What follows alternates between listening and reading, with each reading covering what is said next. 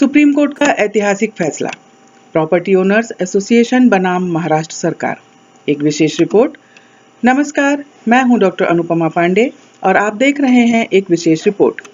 आज हम supreme court के हालिया ऐतिहासिक फैसले पर चर्चा करेंगे, जिसने संविधान के अनुच्छेद 3(1)(c) और 3(9)(b) की व्याख्या को एक नई दिशा दी है। पहला मुद्दा है कि क्या अनुच्छेद 3(1)(c) अभी भी प्रभावी है।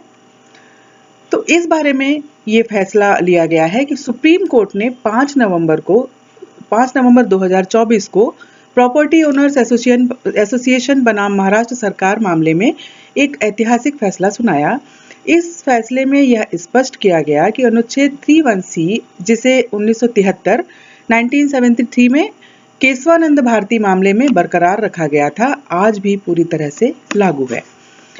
गौरतलब है कि मिनर्वा मिल्स मामले 1980 में 42वें संशोधन की धारा 4 को असंवैधानिक करार दिया गया था, लेकिन सुप्रीम कोर्ट ने यह कहा कि जब कोई संशोधन रद्द किया जाता है तो मूल प्रावधान पुनः प्रभावी हो जाता है। इस प्रकार अनुच्छेद 3(1)(c) का पहला भाग अभी भी लागू है। इसका सीधा अर्थ यह है कि सरकार यदि अनुच्छेद 3(9)(b) और 3(9)(c) के तहत कोई कानून बनाती है तो उसे कुछ मामलों में मौलिक अधिकारों से ऊपर रखा जा सकता है, लेकिन यह न्यायिक समीक्षा के अधीन होगा। सरकार को यह साबित करना होगा कि ऐसा कानून समाज के व्यापक हित में है और केवल किसी राजनीतिक उद्देश्य से नहीं लाया गया। दूसरा मुद्दा है कि क्या सरकार निजी संपत्ति को सामुदायिक संसाधन घोषित कर जब्त कर सकती है।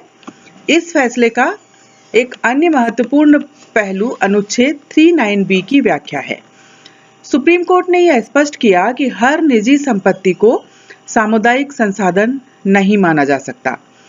सुप्रीम कोर्ट ने पूर्व में state of Karnataka v Raghunathan Reddy 1978 मामले में न्यायमूर्ति कृष्ण अय्यर द्वारा दी गई व्याख्या को अस्वीकार कर दिया, जिसमें कहा गया था कि कोई भी संपत्ति जो समाज की आर्थिक व्यवस्था में योगदान देती है वह सामुदायिक संसाधन हो सकती है।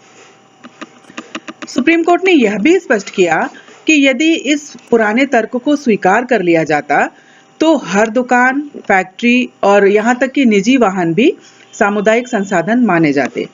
इसी कारण Sanjeev coke manufacturing cooperative v Bharat coal limited, Sanjeev coke manufacturing cooperative v Bharat coking coal limited 1983 के फैसले को भी संदिग्ध घोषित किया गया। तीसरा मुद्दा है कि वितरण अर्थात डिस्ट्रीब्यूशन की व्याख्या क्या है। मुख्य न्यायाधीश D.Y. चंद्रचूड़ ने अपने निर्णय में कहा कि वितरण का अर्थ केवल संपत्ति का सरकारी अधिग्रहण नहीं है, बल्कि इसका तात्पर्य समाज के व्यापक हित में संपत्ति के उपयोग से है। सरकार को अब यह स्पष्ट करना होगा कि यदि वह किसी संपत्ति को जब्त करना चाहती है तो यह साबित करना आवश्यक होगा कि वह संपत्ति सामुदायिक हित में है। इस संदर्भ में सुप्रीम कोर्ट ने कुछ निर्णायक मानदंड तय किए हैं, जिसमें पहला है संपत्ति की प्रकृति और विशेषताएं क्या हैं। दूसरा है कि क्या वह संपत्ति समाज के कल्याण में महत्वपूर्ण भूमिका निभाती है।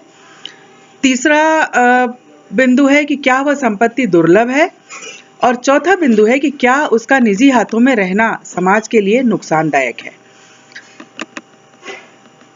इस प्रकार चौथा मुद्दा ये उठता है कि क्या निजी संपत्ति का अधिकार कितना सुरक्षित है।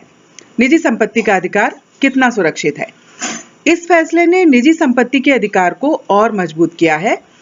सुप्रीम कोर्ट ने कहा कि संविधान को किसी एक आर्थिक विचारधारा से नहीं बांधा जा सकता। अब सरकार को यह स्पष्ट करना होगा कि कोई संपत्ति सामुदायिक संसाधन के रूप में क्यों और कैसे मानी जाएगी। न्यायपालिका भी आर्थिक मामलों में अधिक संतुलित दृष्टिकोण अपनाएगी।